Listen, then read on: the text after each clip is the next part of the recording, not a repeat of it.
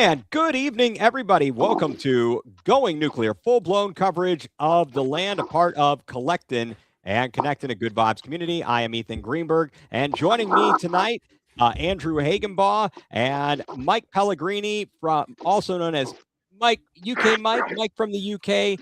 My main man here. Love to have them along, and thank everybody for joining us this evening. Mike, how are you doing this evening, sir? I hope we're not keeping anybody in your house up, as it is midnight there. No, you're not, because everyone's gone to bed. Actually, I'm going to lie there. 2 people have gone to bed, and the other person's probably challenging me for what time I go to bed. To be honest, he'll probably be playing FIFA at like 4 a.m. So. Hey, that's not a bad thing to be doing at 4 a.m. I really need to get an updated version of FIFA. I'm really kind of pissed off, quite frankly. And Drew, I'll let you kind of fill us in on your day or how you're doing as well. But kind of pissed off that hockey games, we need better hockey games. I feel like they died off at some point. You know, there was the amazing games in the mid 90s on the Sega Genesis. And nowadays I'm like, meh, not so great. So I hear you. Drew, how are you doing, sir? I've been the best that I can be. It's been a long day. Actually, 2 days. It was a long day yesterday, and it was a long day today. But we're here. We're chilling. And speaking of the hockey games, I remember as a kid, there was a game. It was NHL 2K11, and if you had it for the Wii, you could act during like intermission. You were allowed to like drive the Zamboni with the like Wii remote or whatever. It was like the funnest thing ever. Oh, that's amazing. That is absolutely amazing. The one thing, the Wii was quite revolutionary. The fact that you could, the Wii Sports, everybody loved that. I used to love playing tennis on the Wii Sport. That was my favorite, playing tennis. I like the bowling. The bowling was good. I sucked at that. Excellent. Oh, I suck at bowling in real life anyway. So. Well, yeah, join the club. You know, any sport that you can get better at while drinking. I don't know. There's a question about how much of a sport it is, but well, that being said, we'll kind of leave it at that. So, guys, we are all a little bit sleep deprived for multiple reasons. One of those reasons, not a bad reason. Cleveland Guardians baseball, huge win last night out in La La Land over the defending world champion, back-to-back world champion, LA Dodgers. I mean, Parker Messick on the mound, an unlikely hero, as it were. Mike, I mean, you're knee-deep in the Guardians. What did you think about last night's performance from the guys, from the pitching perspective, hitting perspective, the good, the bad, the ugly? Give us your rundown there. So on the pitching side, Parker Messick kind of surprised me a little bit because obviously he was the last man into the rotation after Logan Allen got sent down as one of the final roster decisions. And to be honest, he pitched very, very well against a very left-handed heavy Dodgers lineup. And I've got a stat here somewhere, if I remember correctly, that their left-handed lineup consisting of Ohtani, I think it was Tucker, and who was the other one? I can't even remember who the other one was now. But they were 3 for 15 in that game off him yesterday. Yeah, it was Ohtani, Tucker, and I can't remember who the other guy was now off the top of my head. Was it Mookie Betts isn't left-handed, is he? No, I think it's Freddie Freeman. It was one. It was either Freeman or Max Muncy. It was one of the two. But anyway, they were 3 for 15 off him yesterday, which was kind of impressive. And believe it or not, he became the 8th rookie since 1950 to throw at least 6 shutout innings with 0 walks and at least 5 strikeouts against the Dodgers. That's pretty. I mean, it's very impressive. And is it kind of interesting, guys, that of our 4? So what are we? We're 3 and 2. Mm-hmm. Yeah, we were expecting, certainly at the top of the pitching rotation, we have certain expectations for guys. Expectations from Tanner Bybee, expectations from Gavin Williams. Yep. They've been the least impressive, and those are our 2 losses. They've been really bad. I know, Drew, you've been going crazy, and actually they set a stat, and I think you may have posted it on social media about see what happens when you don't walk anybody. And I know that's a big boo-boo in your book for Gavin Williams. What have you thought of the pitching so far, and are you surprised of who we've gotten to win out of? I mean, obviously, it's always a big surprise when your rookie gets your biggest win, against the Dodgers and Parker Messick. But it's no surprise that Gavin has, had 6 walks because he led the league in walks last season. Obviously, he's on pace to do it again this season, just after the first game. So, I mean, it's one of those things where, you did it last year. You started off the season. You think, Carl Willis or Corey Kluber, they would sit there and work with them like, hey, listen, we know we added a splitter to your, to your arsenal. And, we got to control it. We got to control other pitches. And don't get me wrong, obviously, game 1 is game 1. Pitchers are going to struggle here and there throughout the entire league, no matter who it is. So I'm not expecting, him to walk 6 batters every game. Or, I'm not expecting Tanner Bybee. Well, this is a little bit different because I was there live for every home game to watch Tanner Bybee give up about 2 to 3 homers per game because that's what he does best. But it's one of those things where it's like, you think you can fix these with just like simple, like, hey, listen, just locate. It's like the early days, when I was a kid, or like back in the 90s where guys like Nagy, who wasn't a fast pitcher, but he knew how to locate very well and get batters out by location. So again, you're supposed to teach these guys like, listen, yeah, you can throw 97, but where's it going? Especially like when you spike or Gavin, like every other pitch when he threw a splitter, he just spiked it into the dirt. And it's like, what are we doing here? Yeah, Mike, what are your thoughts about the pitching so far? And I'm actually more concerned about Tanner Bybee and his home runs than I am Gavin Williams and his walks. Because like we said the other day privately, those home runs are instant runs on the board, whereas you can get these hitters who get walked into double plays next bat. You can get out of it quite easily, whereas the home runs are just instant impact on the game. So I'm more worried about Tanner Bybee tonight than what Gavin Williams is going to do in his next start, to be honest. Yeah, I mean, it's been a bit of mix of good and bad for the pitching, as we've talked about. So you get a good performance out of. So Tanner Bybee, he gives up 3 solo shots, right? Yep. Not great, but it's not horrible. It's not ideal. It's been the same thing for 3 years. He's always giving up early solo home runs. Right. Joey Cantillo. Who'd have thunk it? He comes out pretty solid. We do all right. After, again, Gavin Williams struggles mightily. Yep. Joey Cantillo does well. Slade Ciccone had a rough go of it as well. I mean, I don't know. I'm a little bit concerned that the 3 guys we were counting on in that rotation all were a bit iffy. And I know it's obviously only 1 start in the season. And Tanner Bybee left his start with right shoulder inflammation, but apparently he's been throwing. I assume, or it's his turn in the rotation. Is he pitching tonight? He's been announced in the lineup as pitching now. All right, so that's a good thing. And as you mentioned, he'll probably get popped around, but he's got to be careful. The one thing that Messick did, I'm texting you guys last night as they're smashing the ball right at guys, but I was definitely concerned very early that there could be problems, but he navigated it all night. So you guys are more concerned about rotation or bullpen right now because you've got Cade Smith, who is second in ERA across the board with 9, and you've got Slade Ciccone at 12.46 ERA. Like, I know it's a small sample size, but are we more worried about the front load of the rotation or the back end of the bullpen? What's like the biggest concern early on?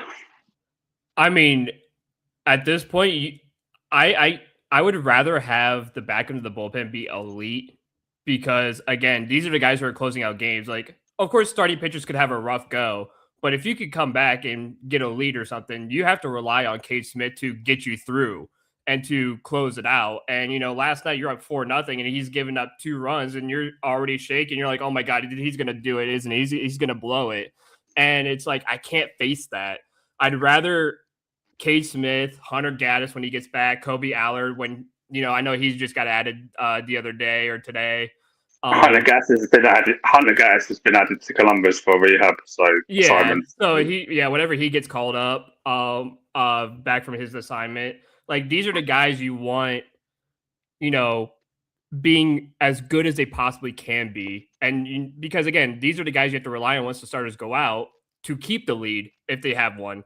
So yeah, Bibee can give up 3 home runs, but you could be up 4-3, 5-3, or you could be tied or something, and then he gets pulled. Now it's up to the bullpen to keep it to where it is. So it's all about recovery time, though, isn't it? As well, like with the starting pitcher, you have enough recovery time to respond from their mistakes. Whereas if you have someone coming in the 8th or the 9th, your leeway to recover from that disaster is a lot smaller. And that's my concern with like a guy like Matt Festa, because again, last year I can't tell you how many times he's given up we'd be up 4-3 or something, and first page gone. It's like, all right, dude, please leave. I can't stand you anymore. It's so annoying. Yeah, he comes in and this is all I hear. It's brutal when that guy comes in. It's funny you mentioned. I know he's only pitched 1 game so far, Matt Festa, but he's one of 3 pitchers in our whole unit who hasn't given up a run, along with Eric Stokowski, who's pitched 3 innings without a run, and obviously Paramesic had started yesterday. So Festa's due, because at the World Baseball Classic, he wasn't exactly great. No. I'm with you guys. I agree. I have more concern about the back end than I do the front end, because like you said, there's no margin for error at the end. You blow the game, you're done. It's over. And that's an issue. So Cade Smith needs to lock in. Last night, obviously he did not have his split, as they were saying on the broadcast, his splitter. It was out of control. He did not have control of that. Poor Austin Hedges back there is battling, and I was listening, guys. You said, "Oh, I thought we lost Ethan an hour ago." Well, you kind of did. I goes through the 7th and 8th inning, and I still had it on my. I had it on my phone and was playing it, and I was listening. And as it got to the 9th inning and things got interesting, I had to roll over and start watching it, and that was rather frustrating. Not exactly the smooth, relaxing way to go to sleep, but never a dull moment in Cleveland sports. Mike, we've talked a little pitching. Let's talk some hitting, and if you got anything else to add, please step in. I was just wondering quickly, what's your thoughts on the 9th inning guy like a Cade Smith pitching in a non-save situation? Because it felt like yesterday, we have this issue when they're not in that situation, that they always seem to pitch worse. Because there's less pressure, I guess you could say, on them to close it out. But right, they come in, and the mindset is different. If they know that this is a 3-out save situation, it's a 1-run game, we have got to close this out. They come in laser focused. There is no margin for error at that point. Now, as you mentioned, they come in that situation. It's not a save situation. We're up 4-0. You're feeling good, but you've got to be better than that. I'm sorry to quote Kevin Stefanski. He's got to be better. I mean, yeah, he's got to be. And, again, when Hunter Gaddis gets called up from his rehab, say Cade Smith continues to struggle in the back end and say Gaddis is doing well, would you switch him around and make Gaddis the closer and make Cade Smith as the guy who comes in as the setup man? Okay, I gotta stop something here, because this is some news I'm just seeing on ESPN, and for those of you who don't know, we've got Mike from across the pond. I think I know where you're going with this. What just happened? Italy misses out on. I don't want to talk about this. I don't want to talk about it. I'm part Italian. I've had enough. I'm depressed. Shut up. I didn't even know. I'm like, this is crazy. So for those of you who don't know and tune out, Mike Pellegrini, he's in across the pond. We are all Tottenham supporters. And we're going to talk a little soccer a little later. We're going to talk some Spurs. But I saw this news and I'm like, well, I'm talking to fellow soccer fans here. We can bring this up. That is crazy. And the other big news that I just saw breaking, Tiger Woods to step away from golf to seek treatment. He needs to. What alcohol problems? I have a feeling it's probably focus on my health. Now, I'm going to read the article here real quick. He had another incident. Apparently, he said he was looking at his phone, which obviously is a problem in and of itself. Mm-hmm. But I'm sure that could be hooked on pain meds. I don't know that. And I'm just wondering with how much he has had to go through from a physical perspective. What happened to him after the urine test and refusing to do that the other day? Like, did anything come out after that? Like, because he obviously got... Actually, Mike, good question. In this article I'm reading on ESPN.com, this was just posted a short bit ago, maybe about 15, 20 minutes ago. He entered a plea of not guilty earlier in the day today. He said, according to the article, I know and understand the seriousness of the situation I find myself in today. I am stepping away for a period of time to seek treatment and focus on my health. This is necessary in order for me to prioritize my well-being and work toward lasting recovery. So let me ask you this from afar, Mike. How much of are you into golfing much at all? And in the golf world, have you followed this Tiger Woods like rapid decline, just a fall from grace, and kind of what is the opinion maybe outside of this country, outside of the U.S.? Being honest, I don't really follow golf. Don't worry, you're not. Don't worry, you're amongst the friends here. Unless it's the Ryder Cup, because it's more interesting. Because when you're seeing 50 guys, 70, 100 guys go around the course playing against each other, so I find it a bit boring. But then when they're teaming up to try and get some points for a team, I find it actually better to watch because it's kind of every single hole is very important for a team aspect. Whereas when it's a longer weekend over 100 guys, I don't find it as competitive. If that makes sense. Oh, I'm right with you. I'm right with you, but I thought that this was just timely and interesting news. What about you, Drew? I don't know. Are you a big golfer? If not, that's okay. But I mean, what are your thoughts about this latest development in Tiger Woods and just again, in the words or the description I would use is kind of a fall from grace. Yeah, I mean, it's crazy to even think about it. I'm not much of a golfer. Like, I golf quite a bit, like during the summer and stuff like that. Like, I'm not good by any means. I'm probably like a 24 handicap, so I'm like bad. But it's something I like to do on the weekends.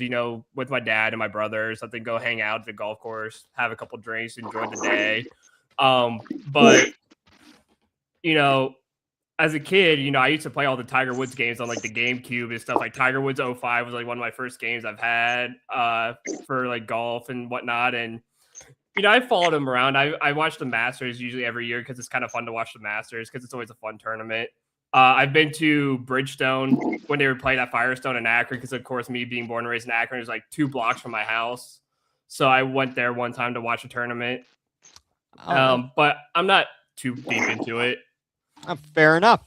So moving on. Mike, what do you think about the Guardians' bats? The Guardians' bats? Well, I've got a list there of it, and it's a bit depressing, really, because outside CDL, all the top guys like Manzardo, Jose, they're all really struggling. Like, Jose Ramirez's batting average is 143, Manzardo's is 111, Rocchio's is 154, and Bo Daley's is 91. Yeah, but all right. What do you think about the rebirth or the revolution? Rebirth of Austin Hedges. Yes, of Austin Hedges. Well, he had 4 at-bats yesterday, 2 hits and 2 runs, and he's got a 500 batting average. Way to go! No, what was really good yesterday, I think we saw Quan. Quan is starting to kind of... He's creeping up the leaderboard. He's up to 4th now with a 318 at batting average, so he's slightly improving. I hope Jose and Manzardo get it going the next couple of games before we head home for the home opener, to be honest. Right. And CDL, obviously the very hot start. He gets 4 home runs in the first 3 games, hasn't homered in the past couple. But do you think that he's the real deal or not? I'd love to hear what your opinions are about this. Mike, what do you think? Do you think he's the real deal, or is it too early to tell? I guess it's too early to tell, but then I've been banging on the drum for him for the last year for him to be called up. And the fact that he's smashed multiple history books in the first half a week and he's already won American League Player of the Week, like the first time that's happened in Cleveland since Albert Bell in 1995. I guess that's a little telling, I guess, that he's had a hot start. Hey, I'll take it. I'm not going to be upset about it. He's about as good as we have had in recent times. Let's hope it's sustainable. What about you, Drew? What do you think about the Guardians lineup so far and CDL, the early impressions? Do you believe that we have the real deal? Or is this going to be another flash in the pan, Oscar Gonzalez or whichever other guy you want to put in that fill in the blank? So I'm with Mike here. I think it's still slightly too early to tell. I mean, obviously, I was a big advocate for him to get called up last year before he got injured. And this is what he does. He's a good bat no matter where he's been in the minor leagues. He's always been a really good bat. So I would assume that, he could carry that into the majors. I mean, he's shown it this year already so far. He even showed it a little bit in the playoffs last year. I mean, his first at bat was a walk in the playoffs. So, he shows a lot of patience. He shows a lot of, when he does make contact, it's good contact. I mean, during the bases loaded, I said in the group chat, he was unlucky because he was about to hit it right over Mookie Betts, and Mookie Betts was able to leap up and snatch it. And it's like, that was it right there. That was a gapper too, and that was going to go through.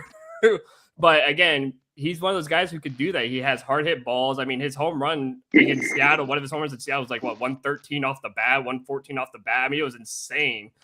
So this is a guy who can hit. He can hit for power.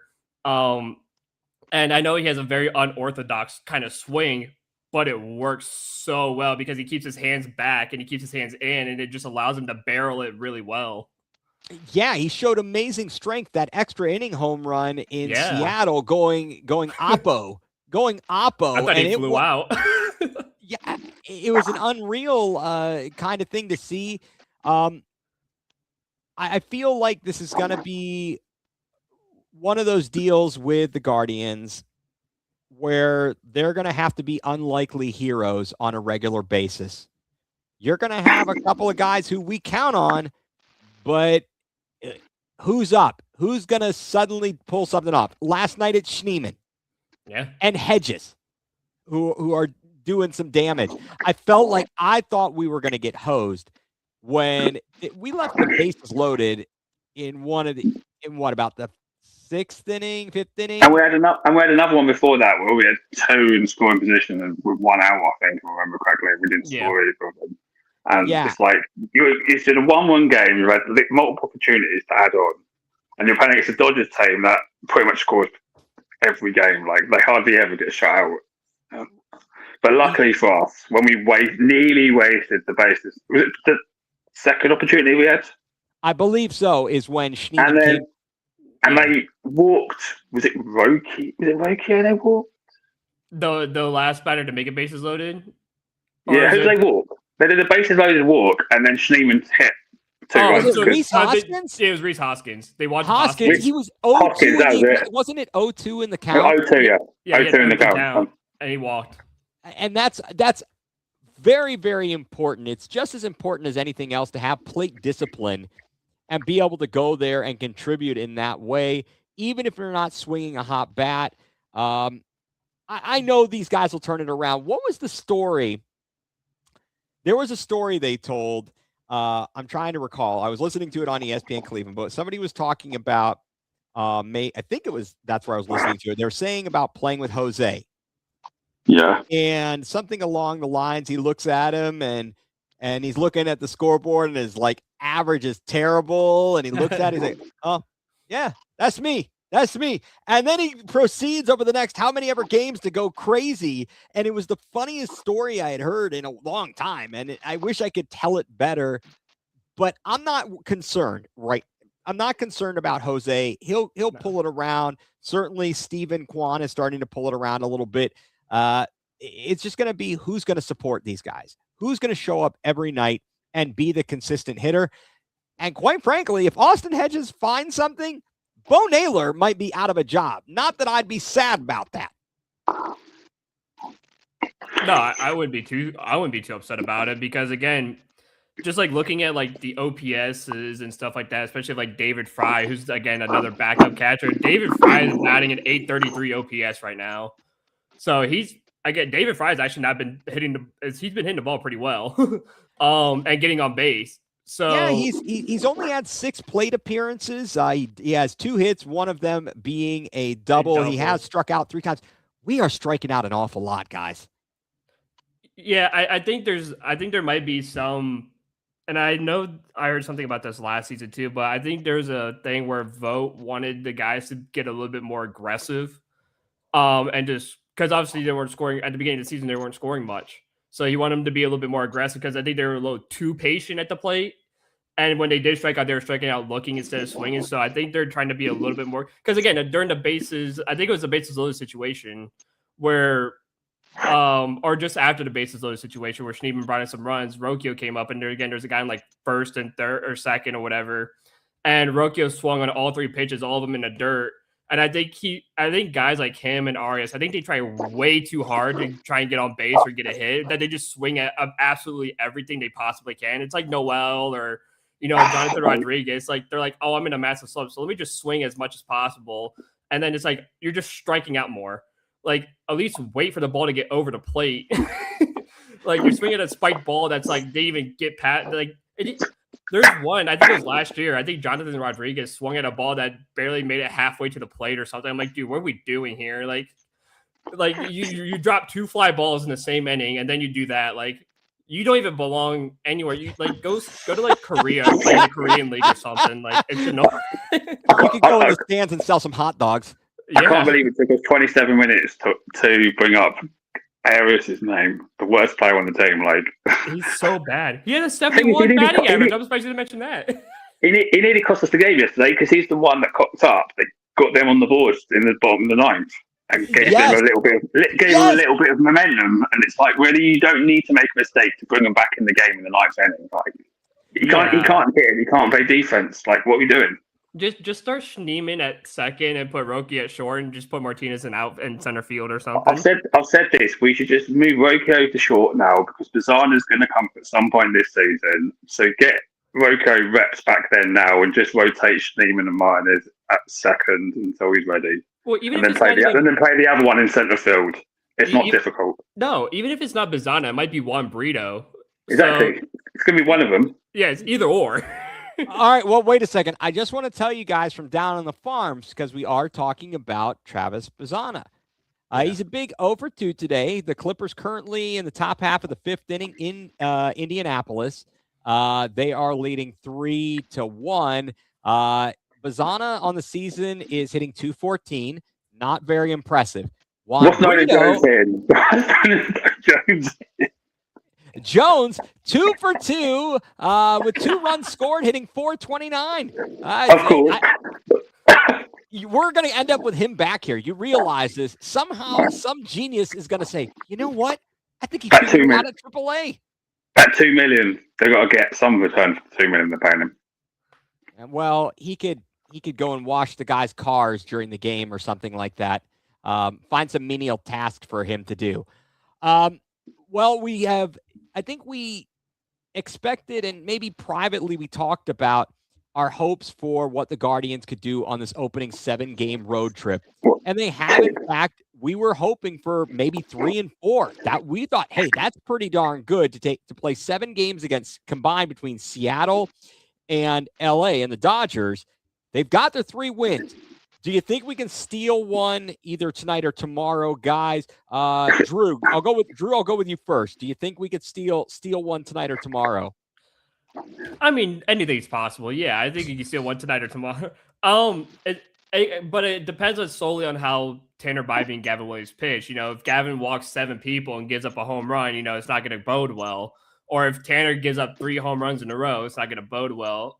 And my thought is too, especially going into tonight, is Tanner Bybee going to be put on some sort of like leash a little bit because of the inflammation? Like, okay, before he gets like too deep, like we'll give him like 3 in that quarter, like 3 2/3, maybe like 4 innings of work, whatever, and see like what he can do. If he gives up, like starts to giving up like a couple of hits here and there, maybe we take him out, be like, okay, we need to get this guy out as fast as possible before things really turn to crap. Because again, this is the Dodgers. You don't want to mess around with a team like this. This is a team, if Bybee's not careful, it's going to be 6-0 by the 3rd, 4th inning if he's not, careful. It doesn't help that we've got Bo Naylor behind the plate tonight as well. So Hedges' expertise of defense ain't going to help him out because we've got Bo behind the plate. So. And he just doesn't call as good of a game. Bo doesn't. But again, so Mike, what do you think about our opening road trip? Do you think we can steal one of these games? Do you have any read on it? I think it's coming into the season. We said 3 wins on this road trip because actually I did my prior to the season predictions, and I'm boring. I've got Dodgers VP, unfortunately, and then I've actually put Seattle to get to the World Series. So, in my mind, going into the season, those first 7 games are technically our hardest 7 games of the season on paper.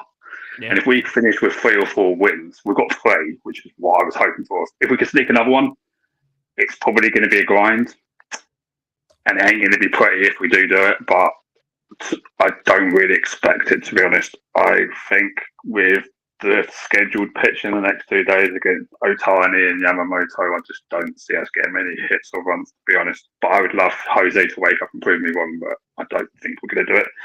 And even if we don't, we've already hit the goal for me of 3 wins on the road trip. So, yeah, well, I think that's and the Tigers and Royals are both 2-2. So even if we lose the next 2 and we drop to 3 and 4, the chances are we'll probably be tied of 1 game behind one of them 2 teams. So, and we've got the 7 hardest games of the season out of the way early. So, agreed, absolutely agreed. All right, unless you guys have anything else you wanted to touch on here, let me know. If not, I think we can move on to the hardwood and talk about our Cavaliers. Mike, anything else you wanted to bring up, or Guardians wise?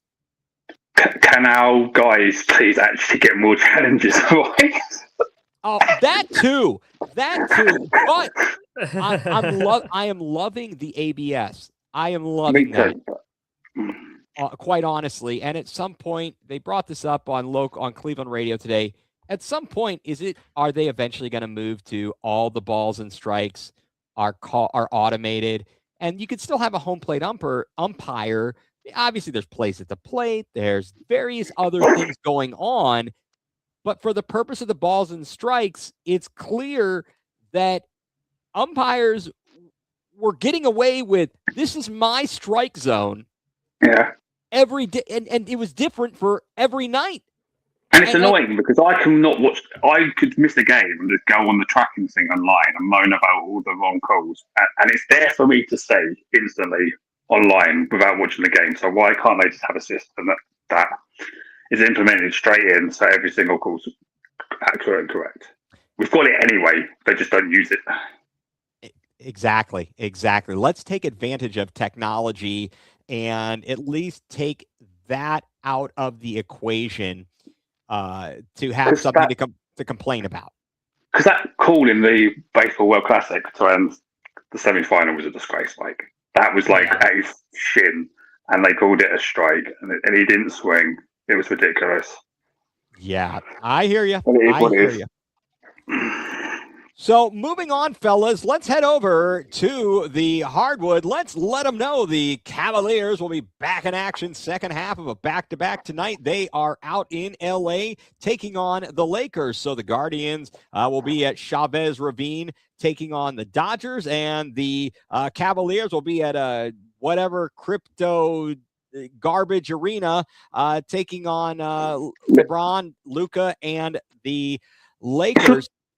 Is Doncic back because he was suspended? Is he back from suspension? I think he is.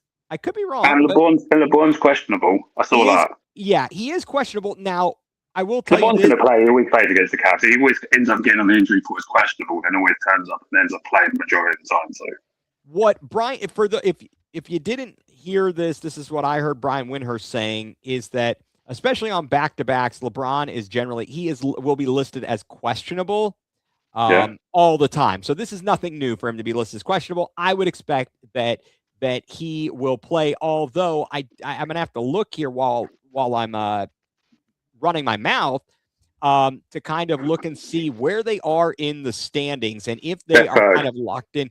The Lakers are a game and a half, two in the loss column ahead of the Denver Nuggets. Nobody's catching the Thunder or the Spurs. They are the top two in the Western Conference. So they've got a little wiggle room. They're 9-1 in their last 10, as are the Thunder and the Spurs, and Denver hot on their tails at 8-2.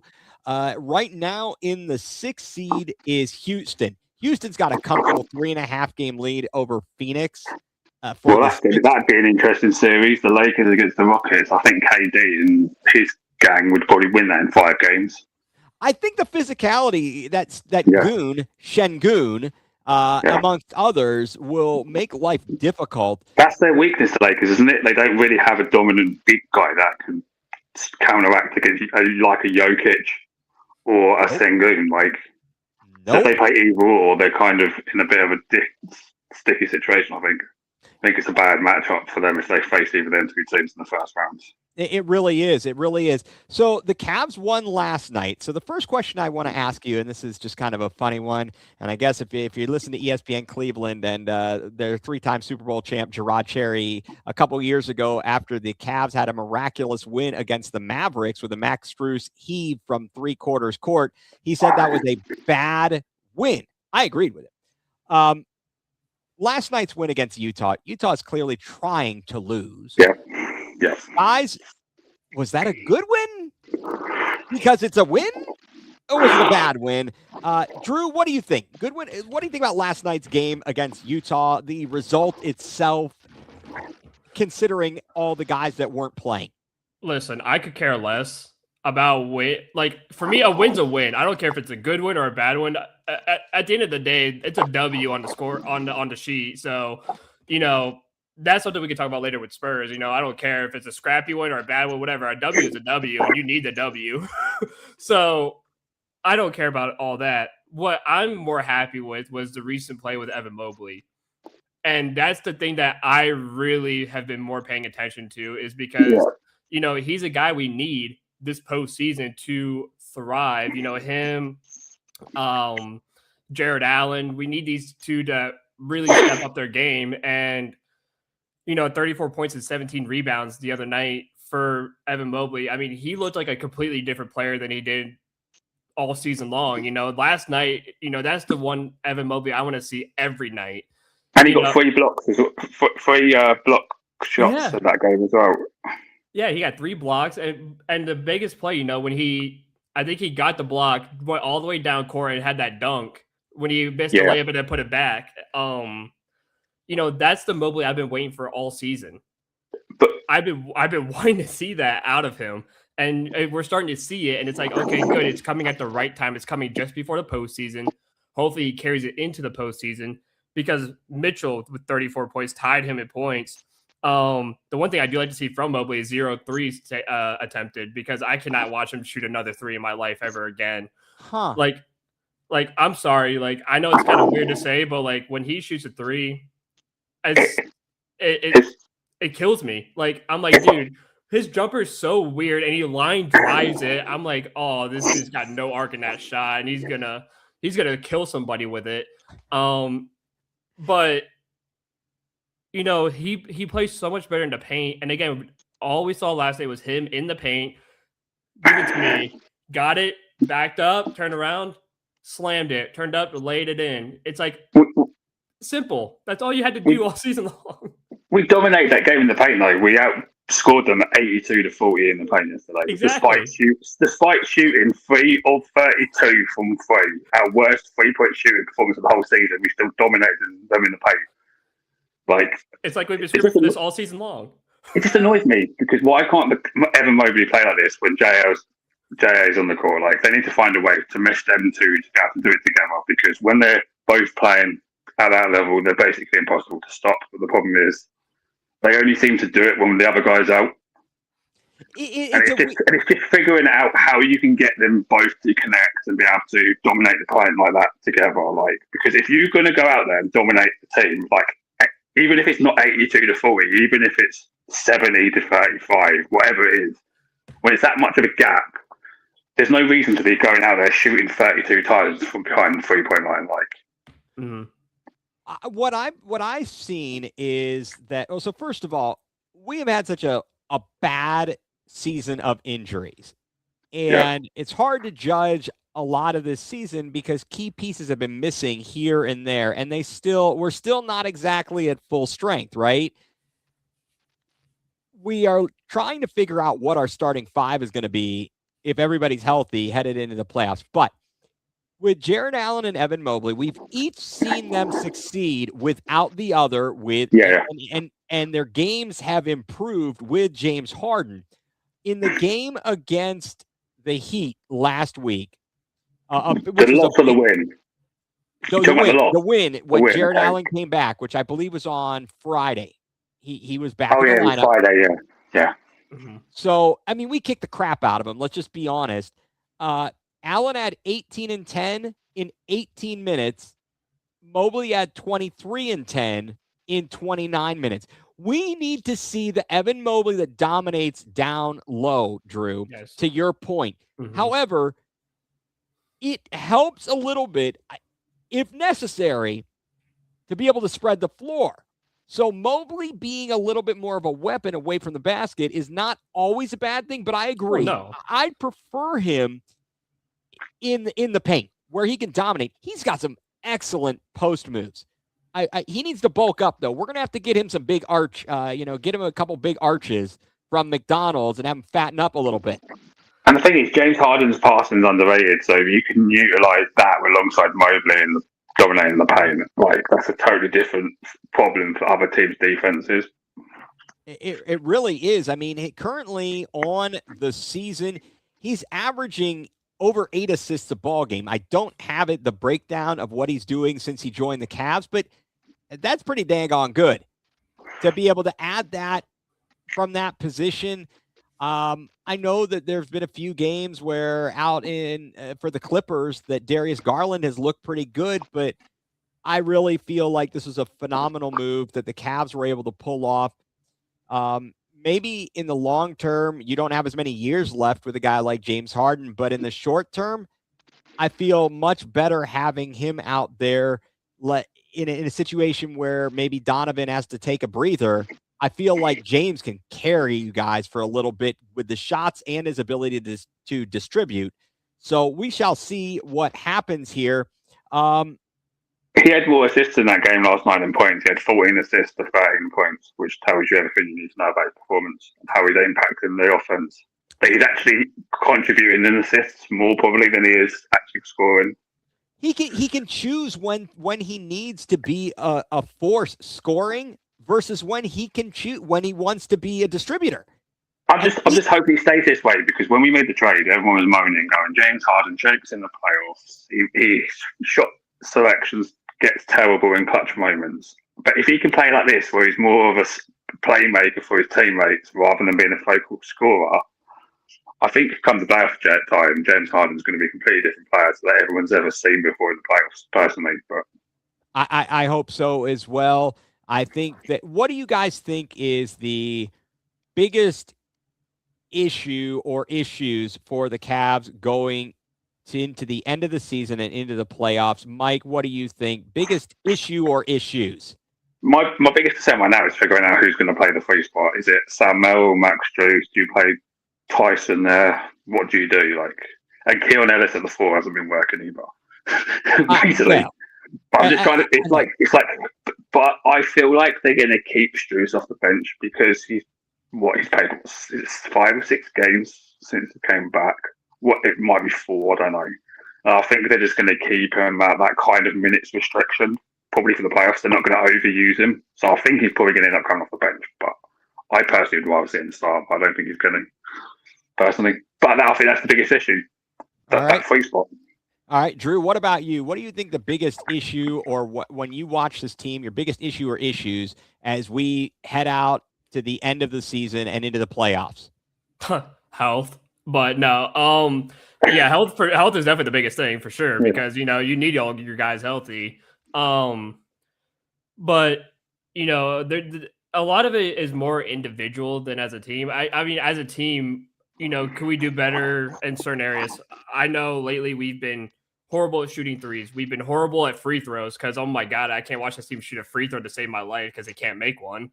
Evan Mobley should be locked in the gym until he's made 50 straight, because the amount of free throws he misses in a game drives me insane. That's what I'm saying. It's not just him. There's even guys like, there's times James Harden. James Harden has missed a couple of free throws, where Don's has missed a couple of free throws. Merrill, as much of a sharpshooter as he is, he misses a couple here and there. And it's like, guys, it's called a free throw for a reason. It's free. But the problem is in playoffs, if you get to the last minute of a game when it's like a one-possession game, you're going to have to win that game by the free throw line, most likely. Teams are going to foul you because they know you're vulnerable, missing free throws. So they're going to foul you, and you're going to have to make them under pressure situations in the series. Like, it's going to happen. There's going to be a game probably in the playoffs that the Cavs will lose because they missed like 2 of their last 4 free throws in the last minute of a game, and they lose by a point because they didn't make it. Like, that's the reality of the situation. Like, when it comes to the free throw thing, like, there will be games decided by that aspect, unfortunately. And the Cavs are bad at free throws, and they're also bad at defending the 3-point line as well. Yeah, that's going to be my next point. That was my next point. Is bad at the 3-point defending the 3-point line. Like, for some reason, we just get so lost out in the perimeter, and they just make threes on us. Are we still 32nd in that, or 31st? Because I know when right at the bottom of 3-point defense, it's like. Either way, no matter how you slice it, we're near the bottom in the league in defending the 3 points. So that was it. You guys hit on my thoughts as to what my issues were. Drew, I definitely think health is of the utmost importance, and the health will fit into who's starting in the lineup, Mike. And then also the defense, you start to wonder, you have to wonder, how, with all the constant upheaval in the lineups and the lack of consistency, how much does that play into the defensive inefficiencies and inabilities? Is that a lack of effort? Is it a lack of communication? What is it exactly that is going on that our guys can't seem to figure out? You can't leave a guy open from 3. You got to rotate. You got to fight through the freaking screens and get out there. I don't understand it. And then you're going to have to be physical in the playoffs. You're going to have to fight for rebounds. Last night, or maybe it was in a game last night, whoever it was, Detroit and OKC, Brian Windhurst was talking about how many times maybe SGA went to the line and was talking about all the fouls they were. I mean, didn't he get called for? He got called for a foul as well. I saw on Twitter for like the first time ever. It's a rare sighting. It's a rare sighting. But even in our game, I was listening to the radio feed. I was listening to Tim Alcorn and Jim Jones, and they were talking about how they were letting Utah play physical, and it was disrupting us. We are going to have to be ready for that. It is a mindset. Do you think though that Spider's comments at the start of the season, where he spoke about what we do in the regular season, I mean, it means basically nothing because we've got to do it in the playoffs. Do you think that kind of mindset has affected the play by the players? They're just they know that what they do in the regular season ain't going to make toffee, so they feel like they can just turn a switch in the playoffs. I don't know. Like, is that kind of the issue? Is that kind of an issue maybe that they? If they think they're suddenly going to turn a switch and flip a switch and it's going to be all okay, it's not. It's not going to be okay. You have to have the mentality. We are going to defend you 94 feet up and down this stinking court every time. We are going to bounce you on the glass. We are going to brutalize you, right? We're not a finesse team. We're not going to be cream puffs out there. Let's go. You have to have that mindset. You have to defend as a team, and that is something they are not doing. No matter what coach we've had, they won't do it. And And I don't get it. I just don't get it. It's annoying. It's quite frankly annoying. And even if we manage to stick in, no matter what seed we're in, 3, 4, 5, whatever, right? We are going to eventually run into a team that is going to be ready to bully us. And and more likely than not, it would probably come in the second round, whether it's Detroit or Boston. I don't know, but they are going to play us hard. Now, I'd like to see us play potentially. I'm not advocating for losing games, right? You don't want we've seen It's how funny that you worked say out. that. It's funny you say that, but I'm actually at the point now where I think the Cavs need to lose a couple of games because I'm worried that we're going to end up jumping. I've seen the schedules, and I'm like, there's a chance that the Cavs could jump the Knicks, and we'll end up putting ourselves in a situation where we play Boston in the second round, and it's like, now we'll lose a couple games. Don't worry, Mike. You said this earlier, and I have the utmost confidence we are going to lose some games. We've got I think we've got is it a home and home with Atlanta, or we've got 2 with Atlanta. Believe me, we've got the Lakers and Warriors on this road trip. Okay. We've got the Pacers at home. We've got the Grizzlies away. We've got a home and away against the Hawks. Then we've got the Wizards. All right, I can see us going 5-2, which would mean if the Knicks go 3-4, which they could, we could jump them because we're getting behind them in the loss column. But they've got the tiebreaker if it's a tie. So if we go 5-2 and they go 3-4 or worse, we would leapfrog them. And look at their schedule. That's quite possible, considering they've got the Rockets and the Grizzlies away, which they'll probably split. They've got the Bulls at home, which they should probably win. But then they're at the Hawks, got Boston, got the Raptors, and got the Hornets. Wow. So they could go 3-4, and they're not exactly on the greatest form, I don't think, the Knicks right now either. So it does worry me a little bit. The Cavs might end up playing Boston in the second round, but the players can't think like that. We can, they can't. One way or another, you play to win the game. We did this against the Hornets.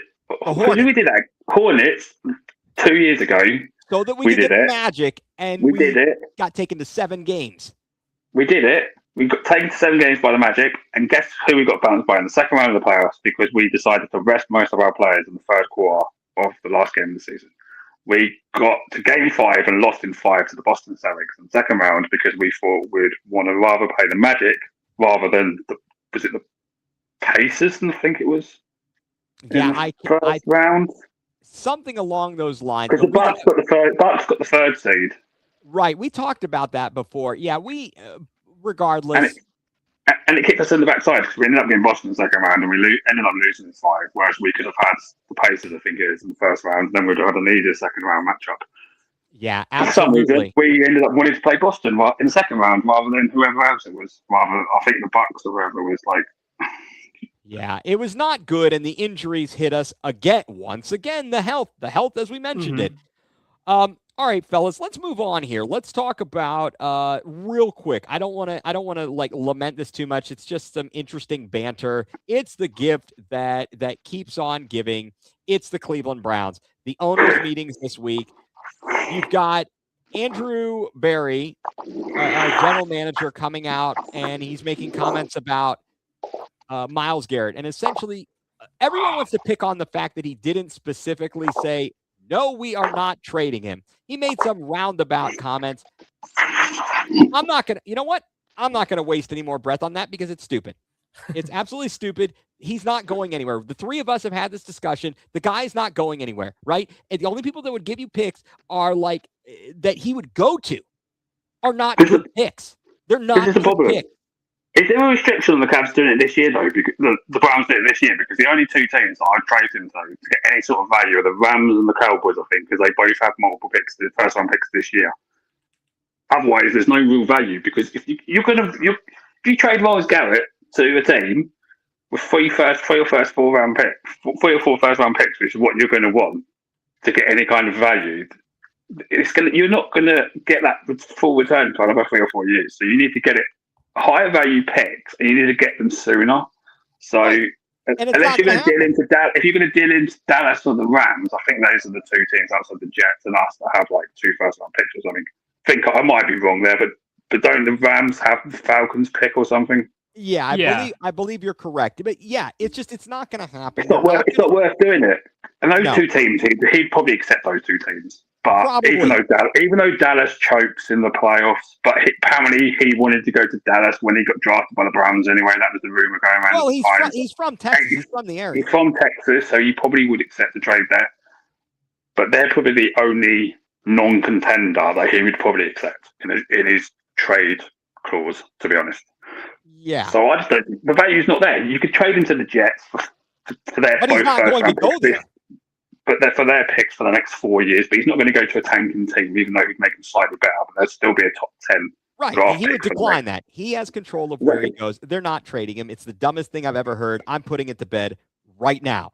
Moving on. Another dumb thing that was heard from this week is old Jimmy Haslam starts talking, and he starts talking about Deshaun Watson, amongst other things, and suggesting after last year he came out and said it was a big swing and a miss. He now is kind of walking it back and saying, well, maybe I could have articulated that better. And maybe hasn't ruled out an extension. Hasn't ruled out an extension, which no one in Cleveland wants. I don't even think Deshaun Watson wants an extension, to be honest. No, I don't think there's any way that situation would ever work out well for the Browns. All right, so let me throw out the scenario. Let's say he pulls a Darnold like Darnold did in Minnesota. He plays well. Yeah. Someone's going to pay him more than the Browns can pay him. Like I don't even think they actually can pay him that much money. And you're still talking about a guy who's coming off multiple injuries and is over like 30 plus on the plus side of 30 now, right? I think, or very close to it. Or he stinks and you've had to put up with him for another season and you still don't have a quarterback answer.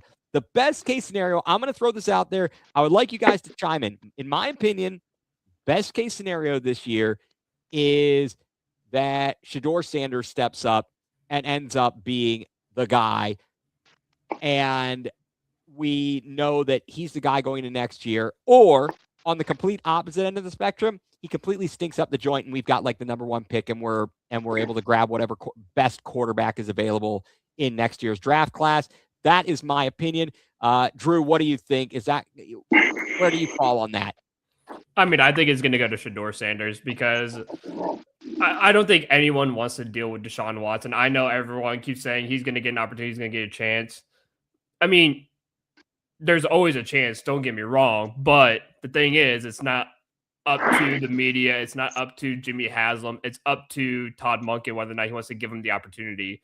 And as of right now, it seems like Todd Monken's really liking Shedeur because Shedeur is the only one, as of right now, showing up to the facilities, giving gifts to Todd Monken, coming and working out, doing a lot of things right now where Dylan hasn't been seen yet. Deshaun hasn't been seen yet.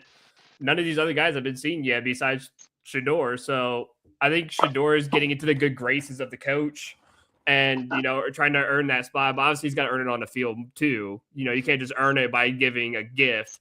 You have to go out and play for it. But that's where I think he still earns it because coming off of multiple injuries, I don't think Deshaun has anything much in the tank anymore. I think the Browns are just like, well, this is his last year. We have to kind of just keep him around so that way we could dump his contract at the end of the season finally.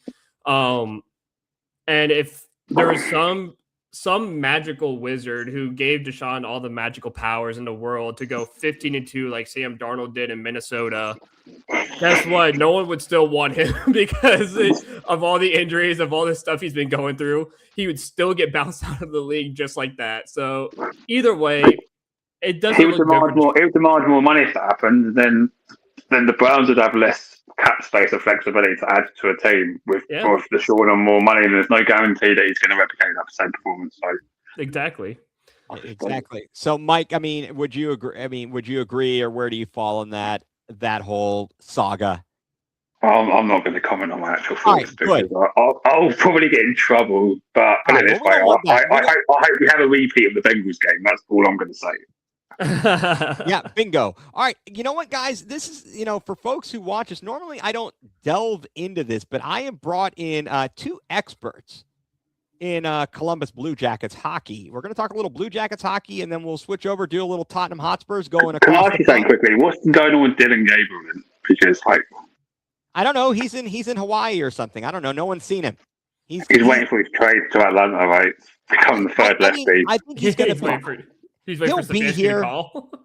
he'll probably be here, and he'll be around. But I think he's a complete non-factor. At some point, he will move. We will move on from him. He will move on. It's a complete. He'll be playing for the Columbus Aviators next year in the UFL as third string quarterback on the depth chart, probably. He would be lucky to play for the Aviators because the CFL probably would turn him down. Because DTR can't even get minutes, can he? In that league. No, we cannot. DTR not getting the minutes. Guys, I want you to talk to me a little bit here. We've got just as the NBA season runs, so does the NHL season. And as soon as you bring this up, the Blue Jackets have just conceded a goal and they're losing 1-0. Yep. Like, perfect time. Oh, well, fantastic. I mean, they are clinging to a playoff spot. Guys they've been around for 25 years and they've had about as much success as the Browns have had since 1999, or approximately, right? They've had a vast improvement though this season. They made a coaching change. What about how far into the season they made a coaching change? Middle of January, but me and Andrew said they should have made it about a month and a half prior to that because we were arguing, continuously saying that he's terrible. He needs to go. We were blowing all these third period leads. And the funny thing about this is they sacked him after a win. Yeah. That's what the Spurs would do, right? Yes. We were the last game of a West Coast trip. I can't remember who we were playing, but we won that game after losing the previous game. And before we returned home, they fired him. Because we had like 4 of our next 5 games at home and like 7 on the next day at home or something. And they decided to make the coaching change. But the funny thing is, they did it off the back of a win, which is kind of the thing you'd expect Spurs to do. But we'll speak about that in a bit. Yeah, I mean, what do you think about the chances for Columbus to find their way in, to stay in the playoffs? And do they have any chance on a cold day in hell on the ice to make any noise in the playoffs? Guys, I mean, Drew, what do you think? I mean, if we had Rick Bowness early on, I think you can make a case that this team probably would have been a top 2 seed in the Metro. But obviously, again, just like Spurs, sometimes we do things too little too late. And then it's like, well, we could have done this months ago. We just decided, nah, we'll just keep rolling with the same guy. It's like the whole Thomas Frank situation. We'll just keep rolling with this guy. Maybe he'll turn things around. Maybe he won't. We don't know, but doesn't do anything. Doesn't turn anything around. You bring in a guy who does turn things around. You play a lot better. You play a lot more physical. You still continue to score goals. Because it's not like the team was bad to begin with. It's just we kept blowing leads in the third period, and then obviously confidence goes down. You get a guy like Bonus who brings confidence up. Team starts winning back to 9-game win streak, and then again a week later they went on another 7-ish game win streak. And he makes adjustments between games, which the other idiot. I can't even remember the previous coach's name now. Dean something. Dean Evenson. He never made adjustments between games. You could tell that. But then with Bonus, he comes out after the game and pretty much confirms what he's going to do ahead of the next game. He knows. He's always improving, looking to improve the team, make adjustments game to game. He said they had an extended meeting after the Sunday game where they blew the 3-0 lead. They had a 3-0 lead after the first period. They ended up going to a shootout and ended up losing. And they had an extended meeting about it afterwards and what needs to be fixed, 4-1, blah, blah, blah, blah, blah. Whereas the other guy clearly wasn't doing that.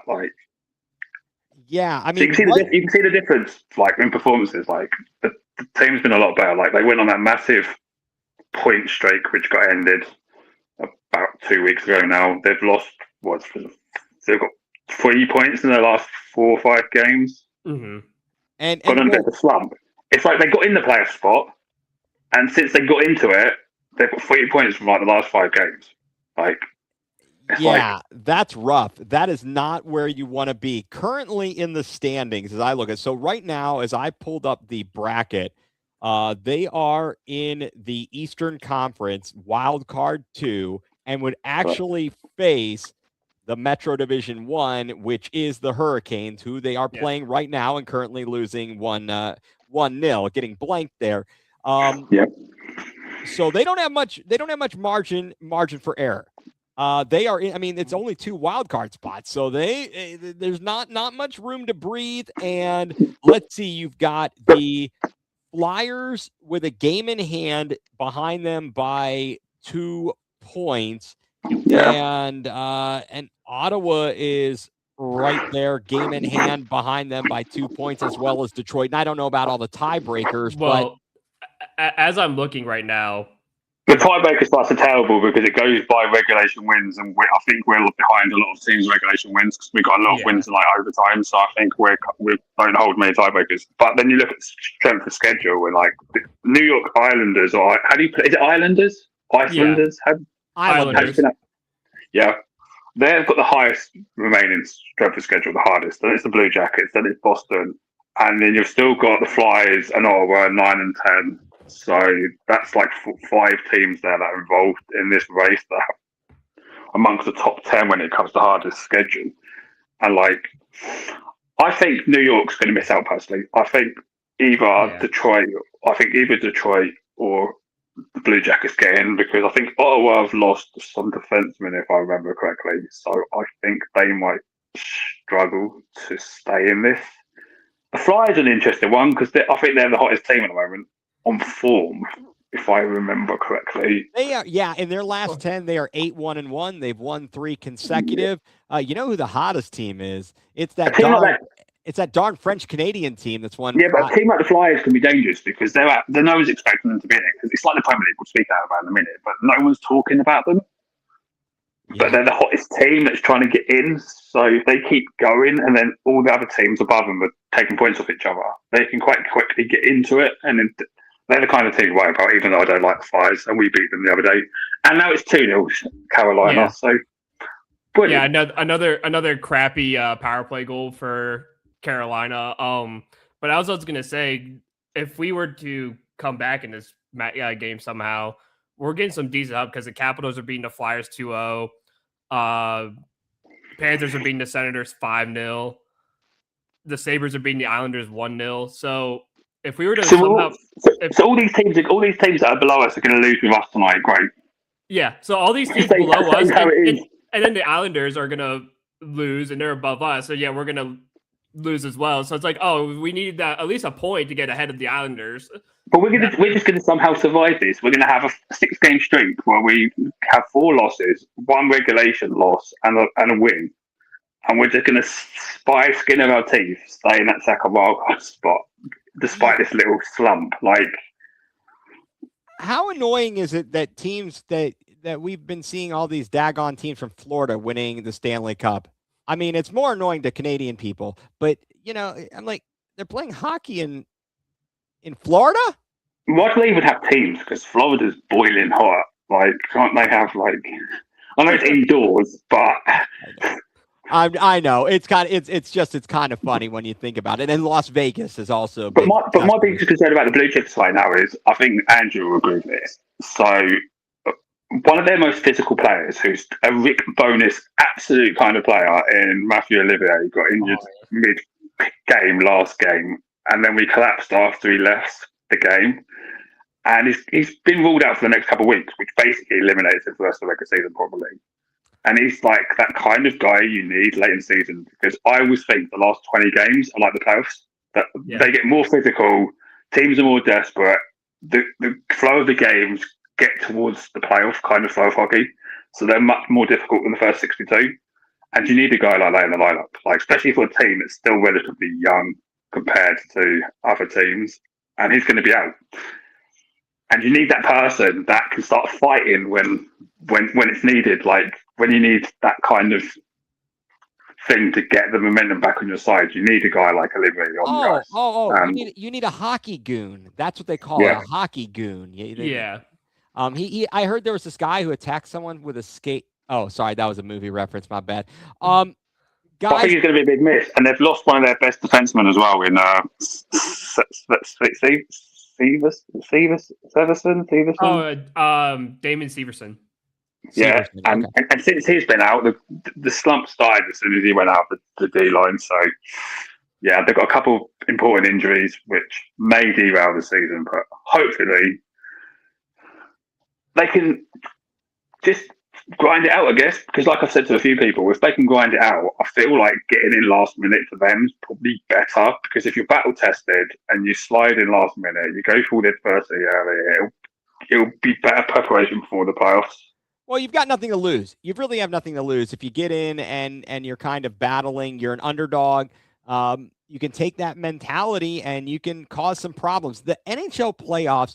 You want to talk about a sport where really there isn't much home field advantage. Hockey is one of those sports. It feels like teams constantly are winning on the road all over the place. It is not the same as it is in. There was series last year, I saw in the playoffs where literally we go to game 7 and like no home team had won, and you're like, yeah, it's crazy. It's absolutely crazy. Speaking of teams that can't win at home, hey, come on, you Spurs! Yay!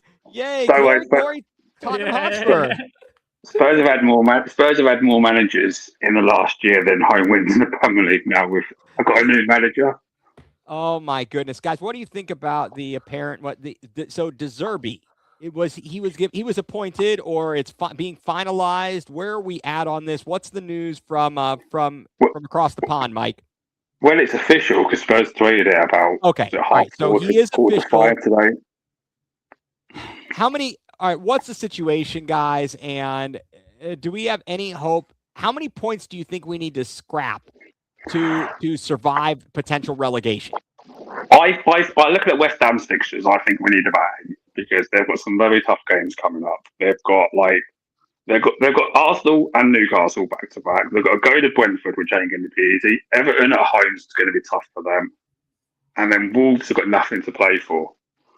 So they've got some really tricky games, and they're the team that's currently in the bottom 3. They're a point below Spurs, so Spurs have a point buffer on them currently. Because they're on 29, we're on 30, and then you've got Forest on 32, and Leeds, which no one's talking about. No one's talking about Leeds. And like I said to the Flyers, potentially making the playoffs, being out of nowhere, no one talking about them. Maybe the Leeds get dragged into the playoffs, not the playoffs, the relegation battle, and maybe they end up going down because no one's really talking about them. But with West Ham's schedule, I think Spurs maybe 8 points may get it done because that would mean West Ham probably need 10 because of the goal difference.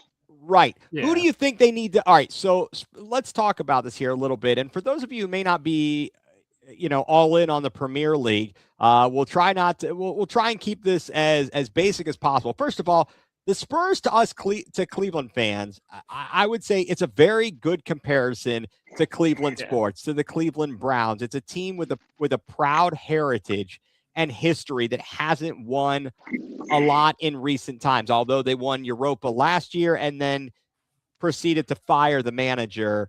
I've seen 3 trophies in my lifetime at Spurs. Actually, technically 4, but one of them I was a month old. Right.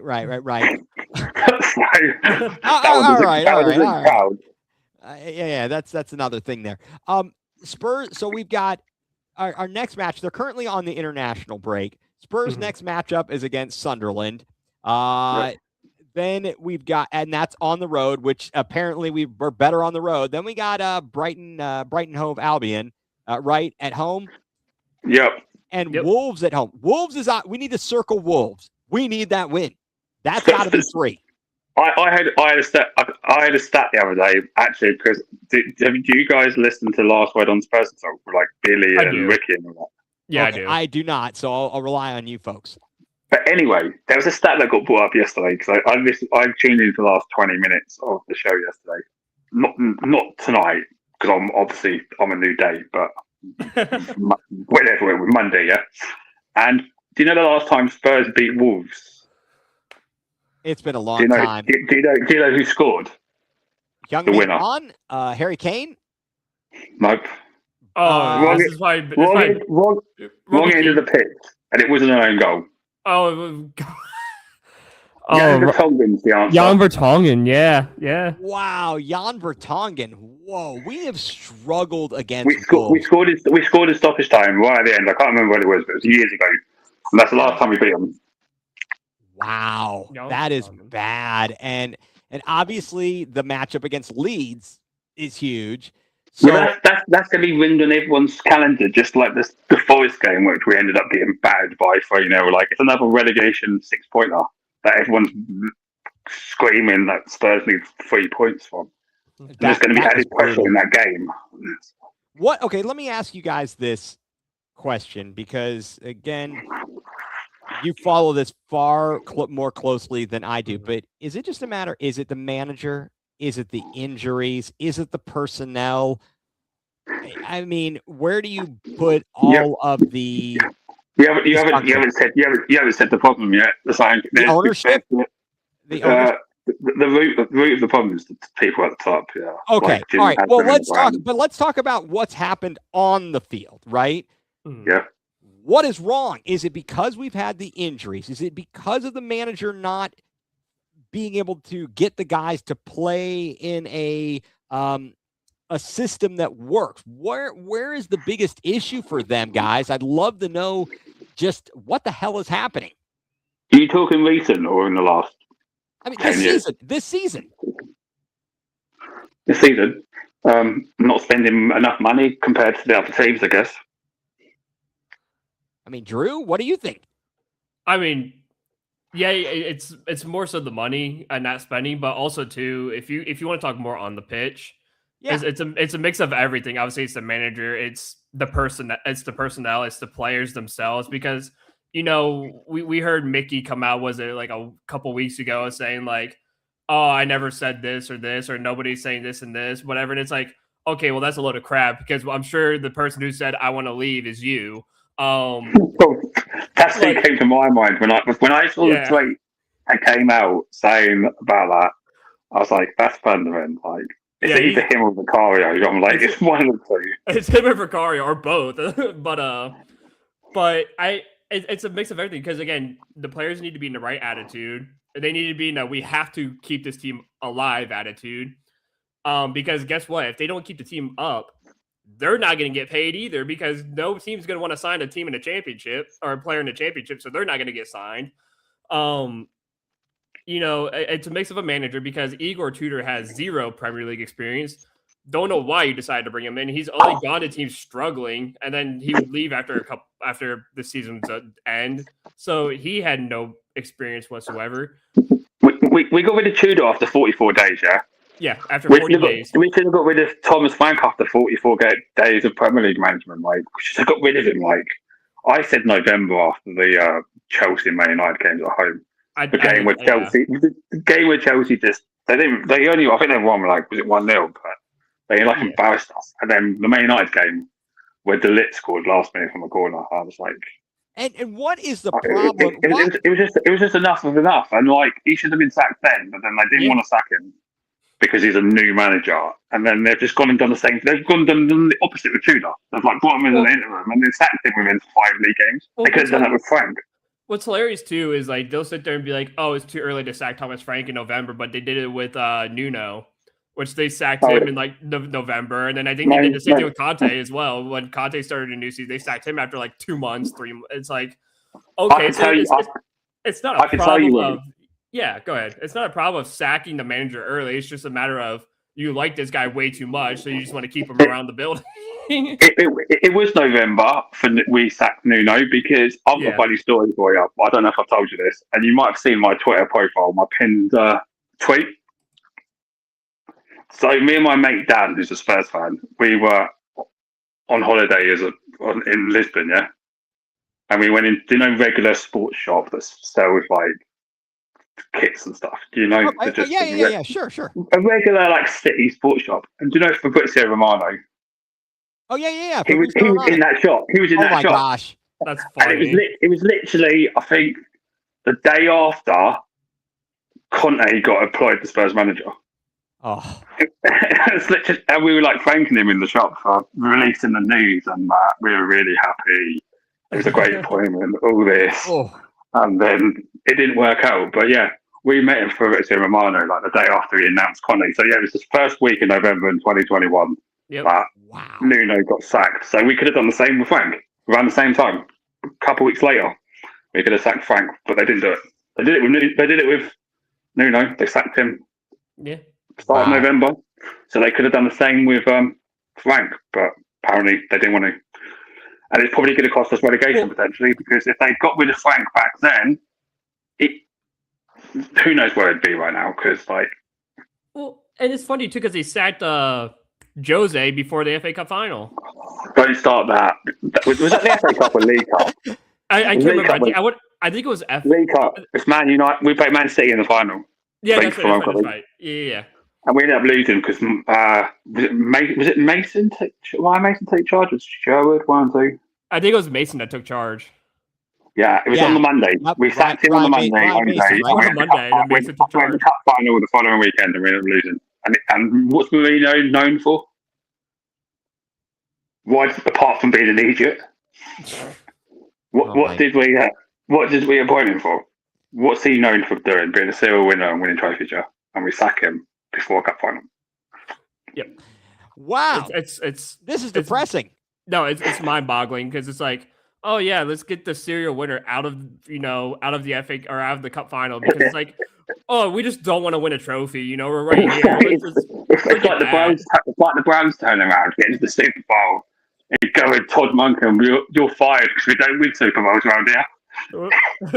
we don't win around here. Get out of my club. Get out of here. That would be the icing on the cake, guys. Well, we are going to track this over the course of the remainder of the Premier season as I have you guys around. Well, I see the Zerbi very similar to Conte. Like I think he's a good manager, but the problem is he's going to clash with certain players, because if they don't play how he wants them to play, he's going to tell them what it is. And if the boards don't back him, he's going to tell them what they think, like Conte and Mourinho has, and even Ange. But you know what? That's good, because I'm tired of seeing Vicario in goal, so I know De Zerbi's going to be like, listen, you're going to do this, Austin will be in goal for the first game. Anyway, Vicario will have a shock after his hernia treatment and training, and De Zerbi will be like, no, you're not good enough. That guy. But I'm hoping, because Spurs, if they stay up, will scrape their way to staying up.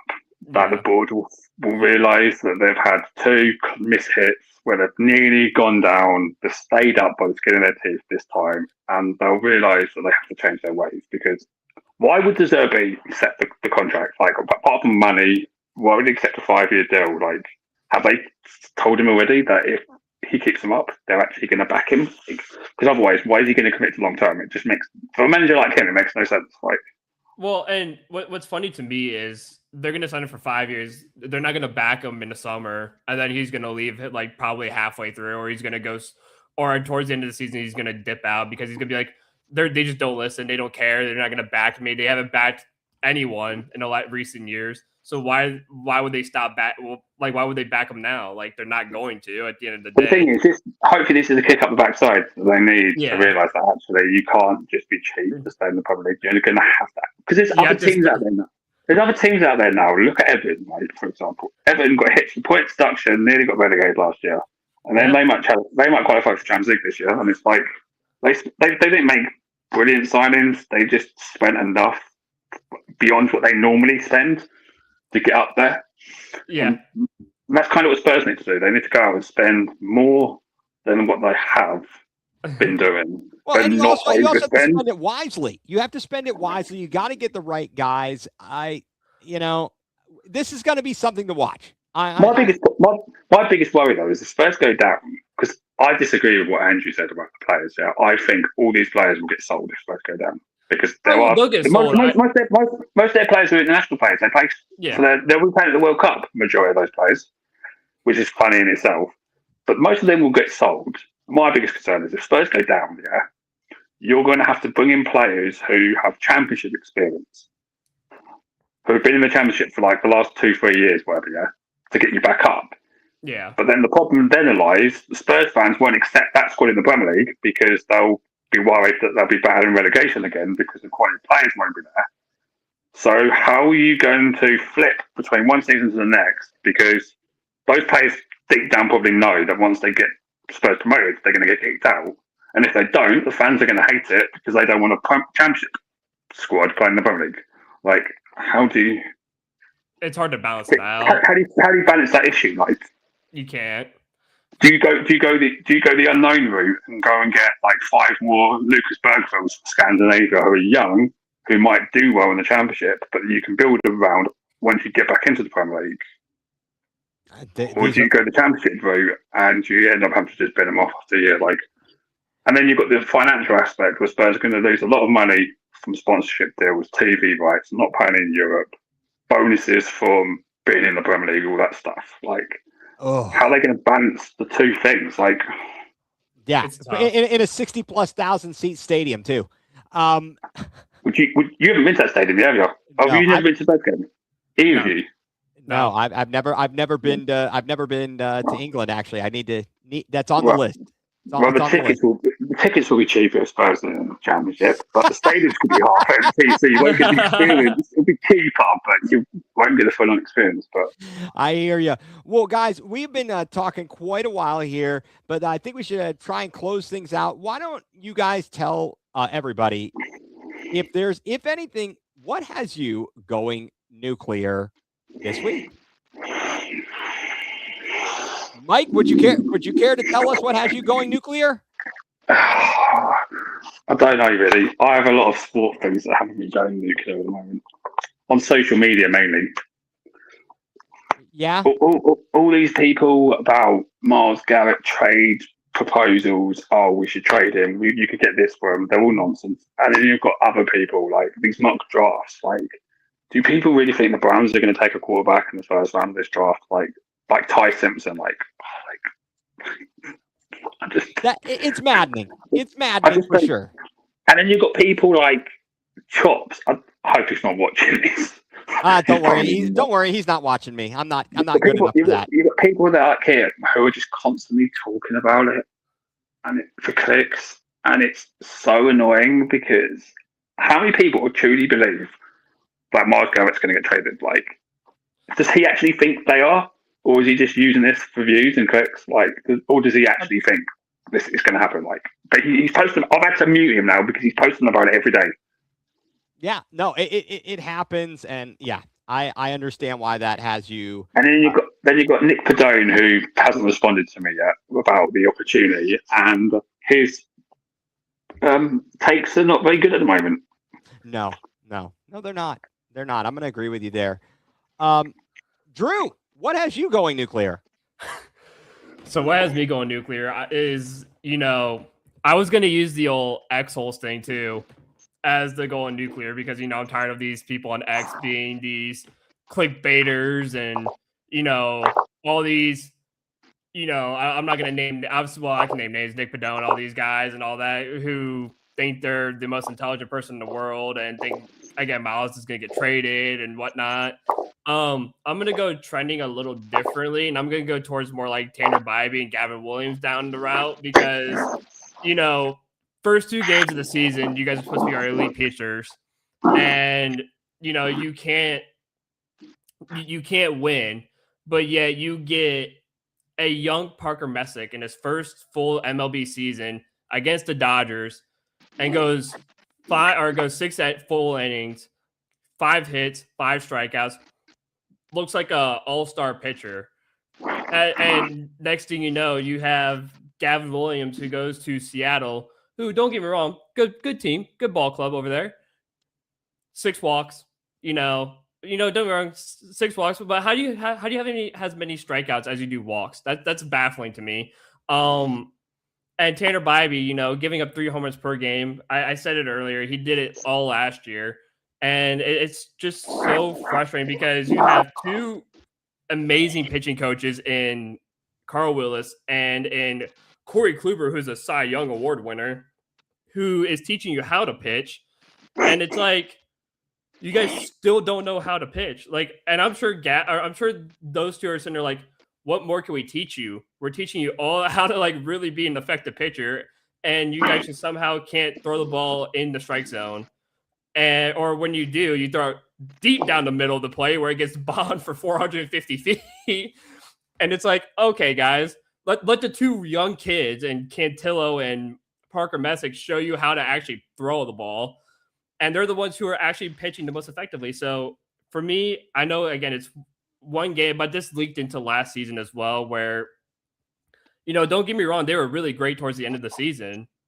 But, you're supposed to be these all-star pitchers. Everyone's having Gavin as a guy who can get, votes for Cy Young Award winner. And as of right now, they're just not really showing it to me. And, it's really frustrating because we're the pitching factory. We're supposed to make these guys elite. And, while we were talking, I looked down at AAA Columbus. Logan, 5 guys down there. That could quite easily replace him. Logan Allen's throwing an absolute gem right now in Indianapolis. Will you stop? Do not. Wash your mouth out with soap. Does that increase his trade value? So the Baltimore Orioles are quickly becoming the Baltimore Indians. Trade for Logan Allen and Nolan Jones because they're playing well in AAA. Listen to this. So let me go back to the box score for this Clippers and this Clippers game. So Logan Allen tonight, 5 innings, 4 hits, 1 run, 6 strikeouts. He's clearly a good enough AAA pitcher, but not at the major leagues. Well, I get it. The major league. This is another thing that had me going nuclear as well. To be honest, you'll see this happen all the time, where a player sucks in the majors.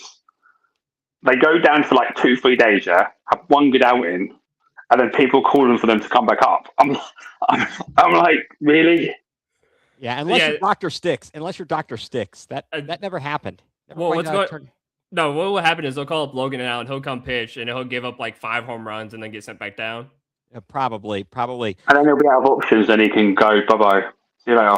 Oh, that'll work too. Well, Drew, I don't want to cut you off there. Did you finish your statement? Yeah, well, what has me going nuclear, guys, is incompetence. Incompetence everywhere. Everywhere I come about, there is incompetence. Whether it's work, whether it's driving, whether it's going to the store, whether it's anything. It's just incompetence. It's absolutely incompetence. I cannot believe how people have jobs they have with their lack of abilities and their inability to do their jobs. Quit making other people do the work for you. Folks, you gotta be good. It's not acceptable. It's not okay to be incompetent and get paid a lot of money.